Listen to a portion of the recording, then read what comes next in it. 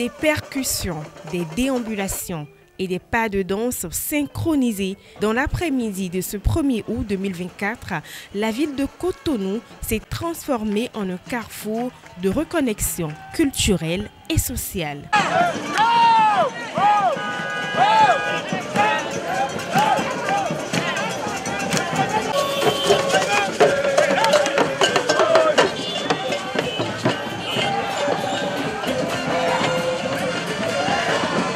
De l'Étoile Rouge au Palais des Congrès, en passant par le carrefour à Gontikon, le passage supérieur de Ouéran, l'église Bon Pasteur et la place du Souvenir, le carnaval de la reconnexion a réuni de nombreux festivaliers afro-brésiliens. Cette initiative de l'association Bantu Afro-Brasileiro vient rappeler l'amitié et la fraternité entre les deux pays. C'est un honneur pour nous de célébrer avec les Cotonois la fête de l'indépendance sous le signe de la fraternité.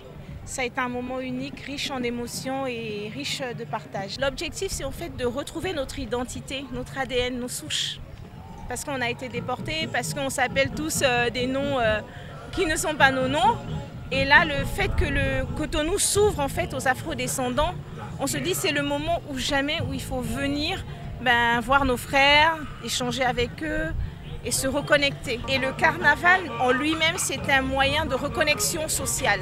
Je voudrais manifester ici la joie des Cotonoises et des Cotonois, la joie des conseillers de la ville de Cotonou, du conseil de supervision du conseil municipal, pour saluer en fait l'association Bantu Afro pour votre engagement pour la culture, pour votre engagement, pour ce que vous faites à nos côtés. Par ma voix, je m'engage et j'engage également les conseillers de la ville à approfondir ce partenariat-là pour que chaque année, vous puissiez être à nos côtés et que nous puissions améliorer ce processus que nous avons entamé ensemble.